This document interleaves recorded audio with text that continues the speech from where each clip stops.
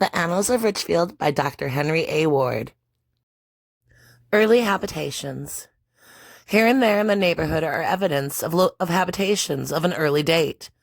On the top of Sunset Hill are a well and the vestiges of a cellar. They were dug by Aaron Abbott, who erected a log cabin there in 1799.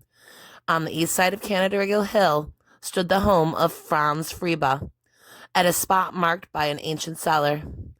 A large house owned by Hubble Patchant stood where is now the Roman Catholic Cemetery. It was burned in 1836. The well near the cemetery was covered with a big flat stone, and its location was long forgotten. About a mile east of the village can be seen a cellar near the old Indian pear tree.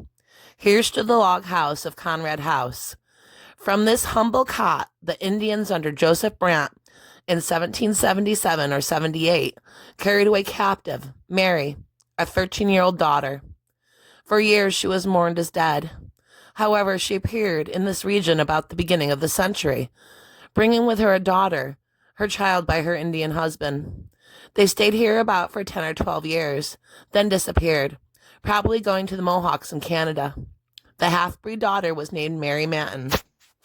At the foot of the mountain, east of the Bates farm house on the Lake Road and near the site of John Derrick's sawmill, now gone, lived at the beginning of the century Reverend Kelvin Hawley.